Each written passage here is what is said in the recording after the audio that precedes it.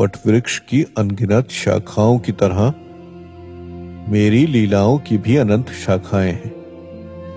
मेरी हर लीला कुछ न कुछ जरूर कहती है और छोड़ जाती है यादें जो संसार को ही नहीं मुझे भी गुदगुदाती है। तो आज गोकुल में अवसर था मेरे अवतार के 3 माह पूर्ण होने पर मेरे अभिषेक स्नान का। मैया की चिंता दूर करने के लिए मैंने सभी नदियों का आवाहन यानी उन्हें बुलाने का निश्चय किया। मैंने अपनी आंखें बंद की और 5 नदियों को याद किया। अगले ही पल 5 नदी देवियां मेरे सामने प्रकट हो गईं और उन्होंने मुझे प्रणाम किया। मैंने उन्हें आशीर्वाद देकर किलकारी मारते हुए मुस्कुराकर कहा, कृष्ण रूप में आज मैं 3 माह का हो चुका हूं।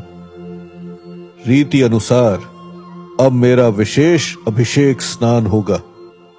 मैं चाहता हूं कि आप 5 नदियां भी इस अवसर पर अवश्य पधारें।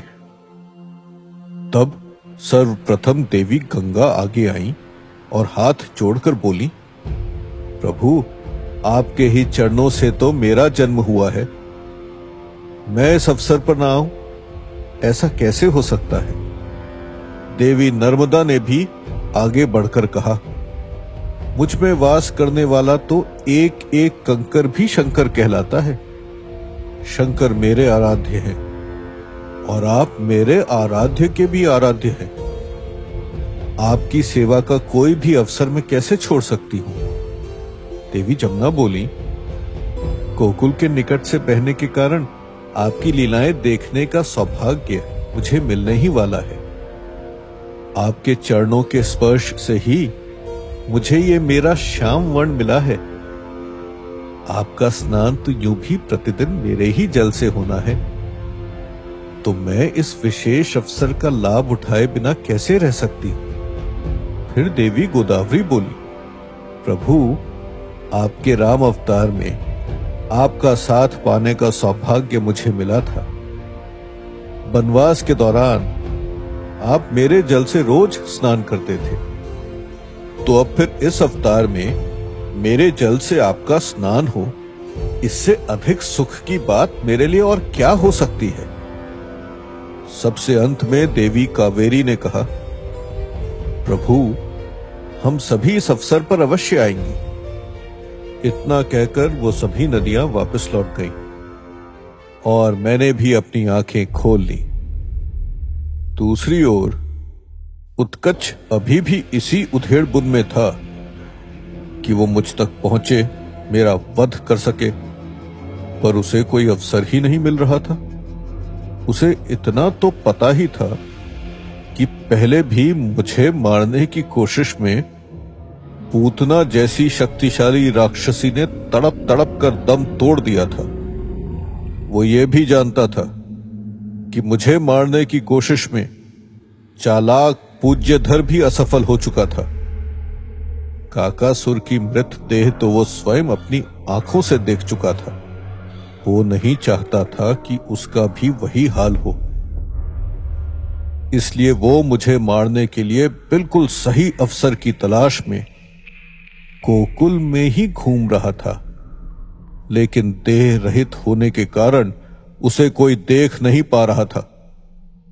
वो वायु की तरह अदृश्य जो था, किंतु मैं तो वो हूं जिसने वायु को भी बनाया है। जिसे मैंने स्वयं बनाया है उसे मैं न देख सकूं, यह कैसे हो सकता है? मेरी दृष्टि से जब हवा नहीं छुप सकती, तो हवा में घुला हुआ उत्कच कैसे छिपता? इधर सारे गोकुल में उत्सव का माहौल था। मेरी मैया की खुशी तो इससे ही नजर आ रही थी कि वो एक साथ सभी कामों में लगी हुई थी। उनके न हाथ थमते थे न पांव। कभी वो आंगन में कोई कार्य निपटाती तो कभी रसोई का कोई काम याद आने पर उसे निपटाने के लिए भीतर भागती। बाहर नंद बाबा मेरे अभिषेक स्नान संस्कार की दूसरी तैयारियों में लगे थे। इस समय वो घर आंगन की सजावट करवा रहे थे। छोटे बड़े सभी पेड़ों के तनों पर रंगीन कपड़े लपेटे गए थे। आंगन की दीवारों पर फूलों की झालरें लटकाई गई थीं। द्वार पर भी फूल और लाल चुनरी से तैयार किया गया तोरण लटकाया गया था। हमारा पूरा घर अनेक गोप गोपियों की चहल पहल से चहक रहा था। आंगन में एक बड़ा सा छकड़ा खड़ा था। गोकुल में छकड़ा बैलगाड़ी को बोला जाता है। अक्सर गांव के लोग छकड़े में से बैलों को निकालकर उसे सामान रखने के काम में लाते थे। हमारे आंगन में रखा छकड़ा भी अभी पूजा का सामान रखने के लिए सजाया गया था। उस पर ढेर सारे कांसे और पीतल के बर्तन रखे गए थे। इसी छकड़े की छाया में मेरे लिए एक बहुत ही सुंदर पालना भी रखा गया था। तभी कुछ गोप माखन और दही से भरी हुई ढेर सारी मटकियां लेकर द्वार से आंगन के भीतर आए। बाबा ने वो सभी मटकियां भी उसी छकड़े पर ठीक ढंग से रखवा दी। माता रोहिणी दाऊ को अपनी गोद में लिए लिए ही सारा कार्य कर रही थी। उनकी गोद में से दाऊ भी ये सारी तैयारी देखकर बड़े प्रसन्न हो रहे थे। हमारे घर से कुछ ही दूरी पर गोकुल के एक अन्य घर में एक 6 वर्ष का बालक आंगन में पैर पटक पटक कर रो रहा था। दरअसल उसे माखन खाना था, किंतु उस दिन उसके घर में थोड़ा सा भी माखन नहीं बचा था। उसके पिताजी ने ग्राहकों को सारा माखन बेच दिया था, इसलिए वो बालक रूठा हुआ था और माखन खाने की जिद कर रहा था। उसकी मैया ने उसे समझाने के अनेक प्रयास किए, पर वो मान ही नहीं रहा था। अंत में थक हार कर उसके पिता ने उससे कहा, आज हमें कृष्ण के अभिषेक स्नान संस्कार पर जाना है। वहां तुम्हें पेट भरकर माखन खाने को मिलेगा, किंतु मैं तुम्हें वहां तभी ले जाऊंगा जब तुम रोना बंद करोगे। अपने पिता का यह आश्वासन सुनकर बालक चुप हो गया। कुछ ही देर बाद वो अपने माता पिता के साथ हमारे घर आने के लिए निकल पड़ा। घर के बाहर निकलते ही बालक ने अपने पिता की उंगली थाम ली। इधर हमारे आंगन में भी अब अतिथियों का पधारना शुरू हो गया था। गोकुल और आसपास के गांवों से आए अनेक स्त्री पुरुष और बच्चे सज धज कर हमारे घर आ पहुंचे थे। बच्चे तो जहां भी जाते हैं रौनक ले आते हैं, इसलिए इस वक्त हमारा आंगन एक छोटे मोटे मेले में बदल गया था। कुछ बच्चे बछड़ों के साथ खेल रहे थे, तो कुछ बच्चे झुंड बनाकर इधर उधर भाग रहे थे। कुछ बच्चे आपस में झगड़ लिए थे, लेकिन कुछ ही देर में उनके बीच ऐसी सुलह हो गई जैसे उनके बीच कभी झगड़ा हुआ ही नहीं था। यह गुण केवल बच्चों में ही मिलता है। बड़े होने के साथ साथ इतनी सरलता का यह गुण व्यक्ति खो देता है। नंद बाबा बार बार द्वार की ओर देख रहे थे। उन्हें उन गोप का इंतजार था जिन्हें उन्होंने जल लेने भेजा था। बाबा ने छकड़े के पास ही एक बड़ी सी पत्थर की शिला मेरे स्नान के लिए रखवा दी थी। साथ ही उन्होंने वहां 5 नदियों के जल के लिए 5 खाली कलश भी रेशमी कपड़े से ढक कर रखवाए थे। जमुना जी का जल तो गोकुल के घर घर में उपलब्ध था, लेकिन बाबा सोच रहे थे कि एक बार 5 नदियों का जल आ जाए तो एक साथ ही 5 कलश भरवा देंगे। लेकिन अब तक एक भी गोप जल लेकर नहीं लौटा था। तभी मैया घर से निकलकर आंगन में आई। अब तक तो वो इस बात के लिए निश्चिंत थी कि बाबा 5 नदियों के जल की व्यवस्था कर ही लेंगे, किंतु उन्होंने जब 5 कलश पर से कपड़ा हटाकर देखा तो उन्हें सारे कलश खाली ही नजर आए। ये देखकर मैया की सारी खुशी कपूर की तरह उड़ गई। उन्हें बाबा पर बड़ा गुस्सा आया, लेकिन इतने लोगों के बीच में उन्हें चुप रहना पड़ा।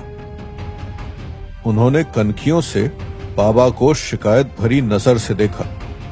बाबा ने जब मैया के शिकायत भरे मुख को देखा तो उन्होंने आंखों ही आंखों में मैया को फिर से निश्चिंत रहने के लिए कहा, लेकिन मैया ने मुंह फेर लिया। तभी गोकुल की एक महिला मैया के पास आ गई, तो मैया मुस्कुराते हुए उनसे बात करने लगी। किंतु मैं जानता था कि मैया की ये मुस्कान केवल ऊपरी और लोगों को दिखाने के लिए ही है। भीतर से तो वो बाबा से बहुत नाराज हैं, क्योंकि जब कोई बात मुझसे जुड़ी हो तो उसमें किसी भी तरह की कोई कमी मैया कैसे स्वीकार कर सकती थी। उधर दूसरी ओर उत्कच ने छकड़े के नीचे जब फूलों और खिलौनों से सजा मेरा पालना देखा तो उसने सोचा अवश्य ही कृष्ण को इस पालने में सुलाया जाएगा। क्यों ना मैं छकड़े के ऊपर बैठ जाऊं और जब कृष्ण इस पालने में आ जाए तब छकड़े को दबाकर कृष्ण को पालने सहित धरती के अंदर गाड़ दूं। इस तरह मैं कृष्ण के सामने प्रत्यक्ष रूप से जाए बिना ही उसका वध कर दूंगा। यह सोचकर उत्कच छकड़े के ऊपर जाकर बैठ गया और पालने में मेरे पहुंचने का इंतजार करने लगा। उस समय नंद बाबा सहित अनेक गोप गोपियां और अतिथि भी वहां उपस्थित थे, लेकिन उत्कच किसी को भी दिखाई नहीं दे रहा था। तभी द्वार से उस बच्चे ने आंगन में प्रवेश किया जो कुछ देर पहले अपने घर पर माखन खाने की जिद कर रहा था। छकड़े के सामने आते ही उसकी नजर दही और माखन से भरी हुई मटकियों पर पहुंचकर ठहर गई। व्यक्ति जब किसी वस्तु को बेसब्री से ढूंढता है तो उसे लाखों की भीड़ में भी वो वस्तु उसी तरह आसानी से नजर आ जाती है जिस तरह काले बादलों के बीच में भी ढूंढने पर चांद दिखाई दे ही जाता है। माखन से भरे हुए कलश देखते ही बालक के मुंह में पानी आ गया। उसने अपने पिता के जिस हाथ को पकड़ रखा था उसी हाथ की उंगली को खींचा। पिता ने जब बालक की ओर देखा तो उसने अपने दूसरे हाथ को उठाकर माखन से भरी हुई मटकियों की तरफ उंगली से इशारा कर दिया। पिता ने बालक का आशय समझकर उसे आंखों ही आंखों में थोड़ी देर और सब्र करने के लिए कहा। बेचारा बालक मन मसोस कर चुप रह गया। अब मेरे अभिषेक स्नान का मुहूर्त हो चुका था। मैया बड़े प्यार से मुझे गोद में उठाकर बाहर ले आई। मैया तो अभी भी बाबा से नाराज थी। बाबा मैया से डरते डरते मुझे खिलाने के लिए पास आए तो मैया मुंह फेर कर वहां से चल दी। बाबा को भी अब उन सभी गोप पर गुस्सा आ रहा था जिन्हें उन्होंने जल लाने दूसरे गांवों में भेजा था और जो अब तक नहीं लौटे थे। तभी हमारे आंगन में 5 बहुत ही सुंदर नारियों ने प्रवेश किया। पांचों महिलाओं के चेहरों पर इतनी सच्चाई और सादगी थी जैसे वे जीवन की सुंदरता का ही रूप हो। उनकी आंखें नदियों की तरह गहरी थी। उनके आंचल ठहरी हुई हवा में भी लहरों की तरह बल खा रहे थे। उनके माथे की बिंदिया ऐसी लग रही थी जैसे शाम का सूरज जल में डूब रहा हो। सभी गोप गोपियों की आंखें उन्हीं महिलाओं पर टिक गई। मैया और बाबा ने भी उन्हें नहीं पहचाना था। मैया सोच रही थी कि ये सभी बाबा की अतिथि होंगी और बाबा सोच रहे थे कि देवी यशोदा की परिचित होंगी। किंतु मैं जानता था कि ये पांचों गंगा, जमुना, गोदावरी, कावेरी और नर्मदा नदियां हैं। ये पांचों महिलाएं जल के लिए रखे गए कलश के पास जाकर इस तरह से खड़ी हो गईं कि हर महिला के सामने एक कलश रखा हुआ दिखाई दे रहा था। वहीं से खड़े खड़े पांचों नदियों ने मेरी ओर देखकर आंखों से मुझे प्रणाम किया। मैंने भी एक जोर की किलकारी ली और मैया की गोद से ही उन्हें आशीर्वाद दे दिया। तभी जोर जोर से ढोल और नगाड़े बजने लगे तो सभी लोगों का ध्यान उन स्त्रियों से हटकर उधर चला गया। कुछ बच्चे ढोल और नगाड़ों के संगीत पर उछल उछल कर नाचने लगे और लोग उन्हें देखकर प्रसन्नता के साथ हंस पड़े। मैया भी ये सब देखकर मुस्कुराने लगी। इसी हंगामे के बीच में पांचों नदियां उन कलश में अपना जल देकर वहां से प्रस्थान कर गई। नजर मिली, मैया को याद आया कि वो अभी तक भी मेरे लिए नदियों के जल का प्रबंध नहीं कर सके हैं। ये याद आते ही मैया उदासी के साथ पलटकर धीरे धीरे उन कलश तक पहुंच गई और बड़ी मायूसी के साथ उन्हें देखकर सोचने लगी, क्या मेरे लाल का स्नान अभिषेक केवल जमुना जी के जल से ही होगा? क्या अन्य नदियों का आशीर्वाद इसे नहीं मिलेगा? तभी मेरी लीला से हवा का एक तेज झोंका आया और उन कलश पर रखे कपड़ों को उड़ा कर ले गया। कपड़ों के हटते ही सूर्य की किरणें कलश में उतरी और सभी कलश में रखा जल झिलमिल झिलमिल करने लगा। मैया ने जब कलश में झांक कर देखा तो उनके आश्चर्य की सीमा ही नहीं रही।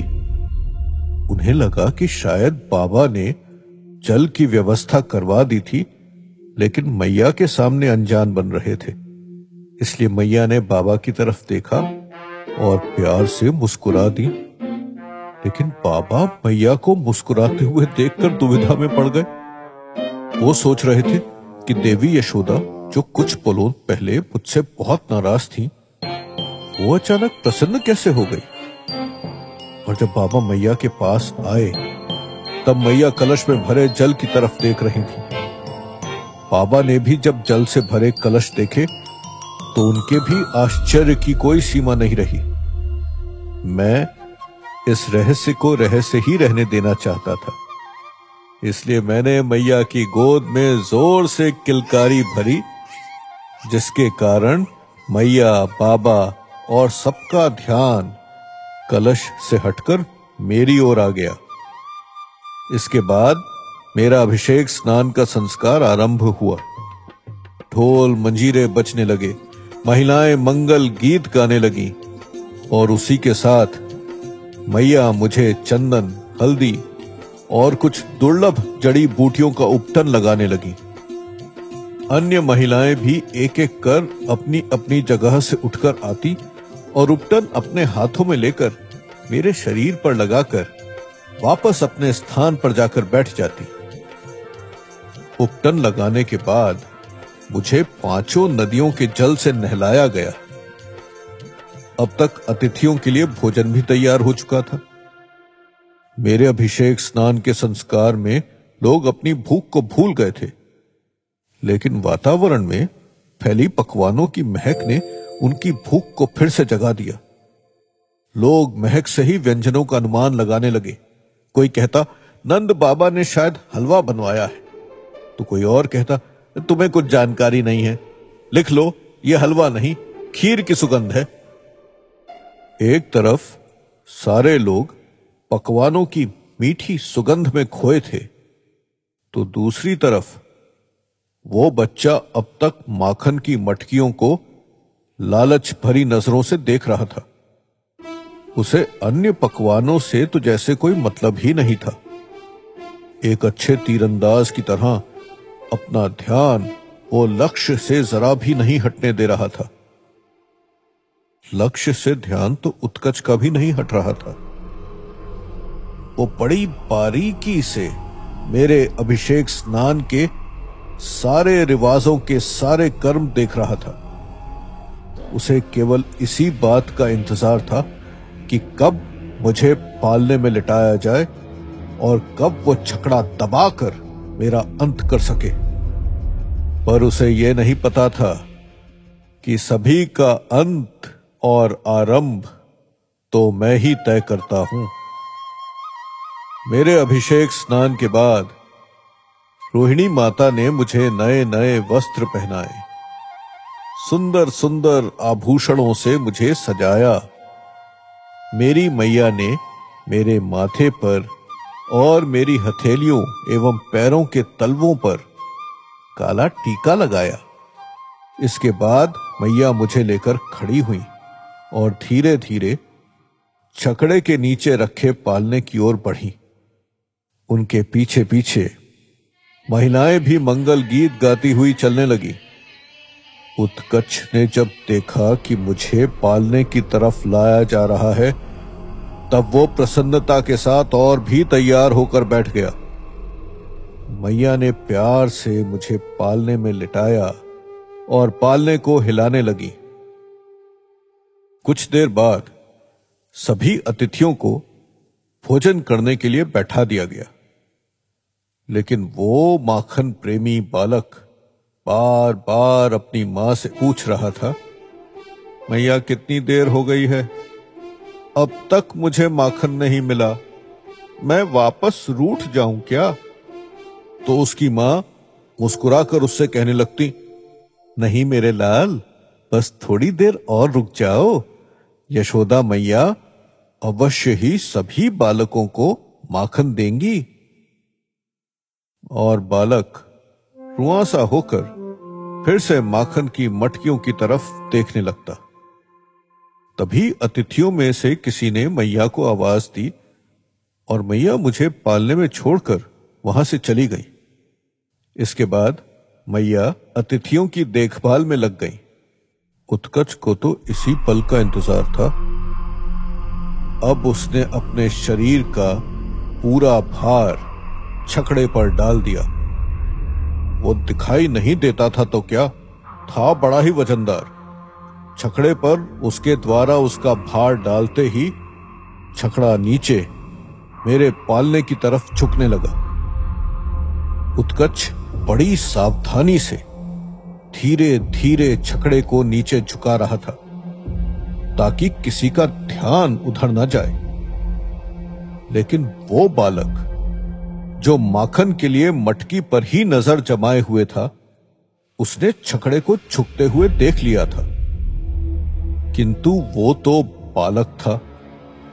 उसे छकड़े को अपने आप झुकते हुए देखकर आश्चर्य नहीं हुआ। वो तो ये सोच रहा था कि जैसे ही छकड़ा पूरा झुकेगा, वो उस पर चढ़कर माखन खा लेगा। लेकिन अब मेरे लिए भी उत्कच के उद्धार करने का समय हो चुका था। इसलिए मैंने जोर जोर से रोने की लीला की और हवा में पैर पटकने लगा। जैसे ही छकड़ा झुकते झुकते मेरे पैरों के नजदीक आया, मेरे पैर की ठोकर से छकड़ा टुकड़े टुकड़े होकर हवा में बहुत ऊपर तक उछल गया और छकड़े के साथ उत्कच भी हवा में उछला और साथ ही दही और माखन की मटकियां भी। माखन की कुछ मटकियां उस बालक के पास जाकर गिरके टूट गई जो माखन खाना चाहता था। बालक तो बालक ठहरा। अभी अभी उसने क्या देखा, उसे इस बात से कोई मतलब ही नहीं था। वो तो बस माखन को देखकर प्रसन्न हो गया और माखन खाने लगा। दूसरी तरफ मैया सहित सारे अतिथि अचानक छकड़े के टूटने से हुई भीषण आवाज से घबरा गए। छकड़े का एक पहिया मेरे पालने के पास गिरा तो दूसरा पहिया लुढ़कते लुढ़कते अतिथियों के बीच जा पहुंचा। सारे अतिथि तितर बितर हो गए। मैया को तो केवल मेरी चिंता थी। वो भाग कर आई और मुझे पालने में से उठाकर अपनी गोद में ले लिया। मैया मुझे सीने से लगाकर भय के कारण रोने लगी। सभी लोग आश्चर्य में थे कि अचानक ये छकड़ा टूटा कैसे, और टूटा भी तो इतने भीषण तरीके से कैसे टूट गया।